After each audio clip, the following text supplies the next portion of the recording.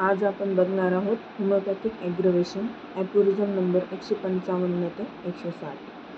First बघूया definition. Homeopathic aggravation is the slight and apparent intensification of the exciting symptom of the patient after the administration of homeopathic medicine, but patient feel better in spite of the aggravation of the symptom.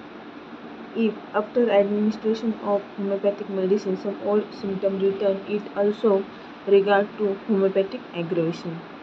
homeopathic aggravation म्हणजे homeopathic medicine घेतल्यानंतर काही तासांनी किंवा काही वेळानंतर जे काही extra symptom शरीरामध्ये दिसू लागतात किंवा पेशंटमध्ये दिसू लागतात किंवा जे नॅचरल जी डिसीज कंडिशन आहे पेशंटची ती थोडीशी जास्त ॲग्रवेट झालेली दिसते, त्यालाच होमिओपॅथिक ॲग्रवेशन म्हणतात. आणि त्यानंतर काही क्षणाने पेशंटला बरं वाटायला लागतं, हे म्हणजे homeopathic ॲग्रवेशन.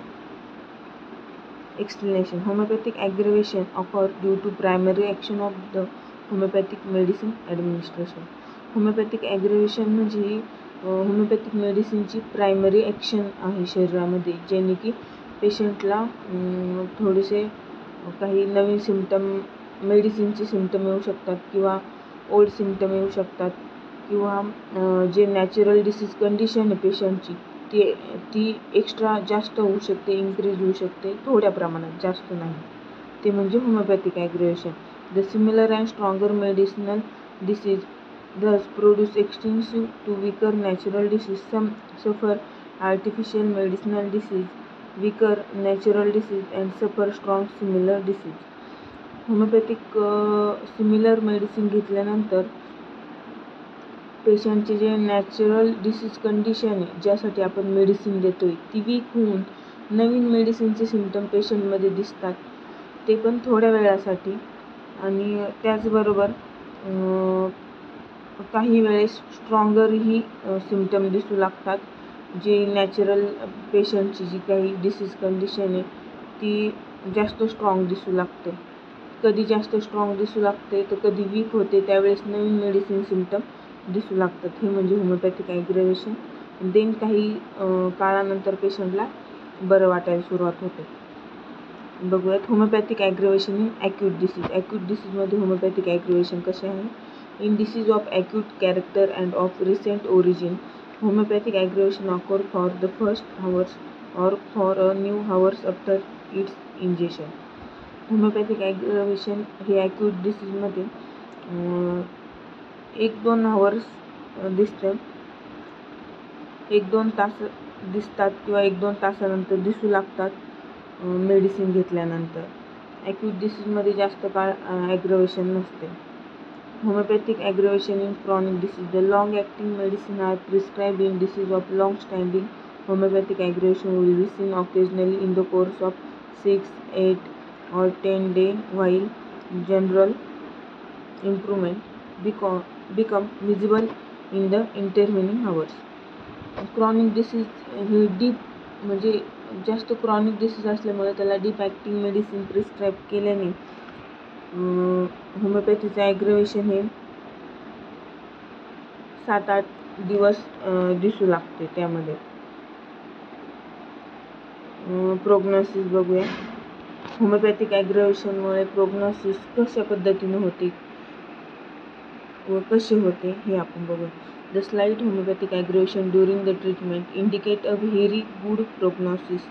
It is good sign and indicate that way yield to the first dose.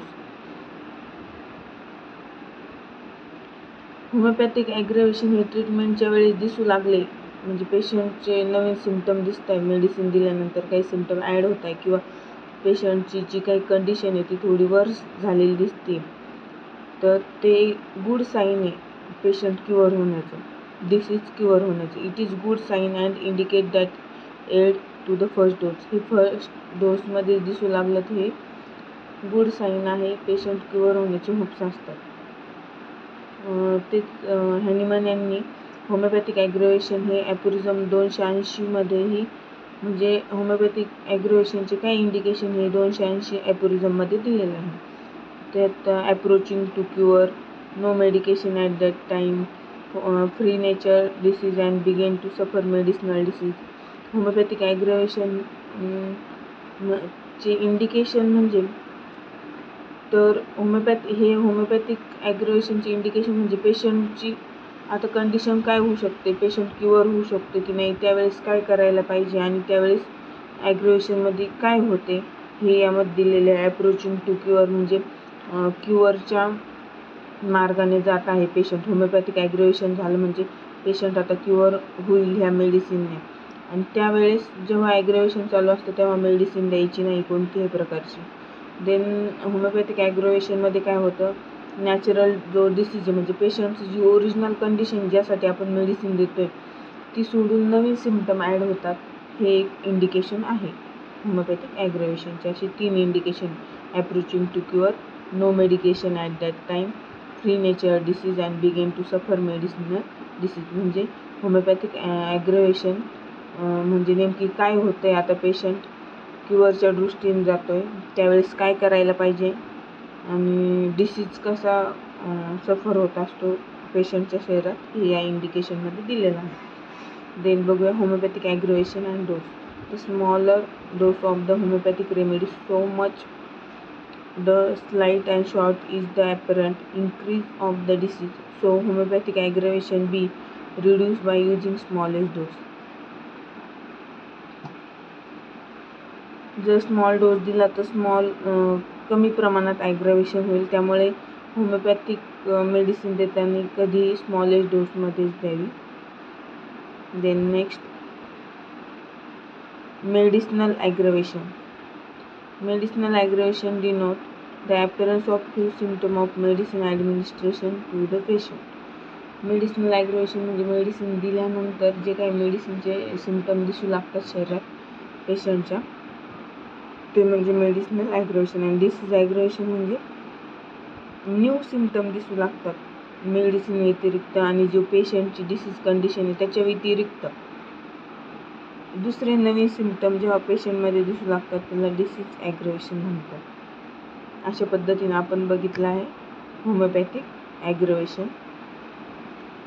Thank you so much.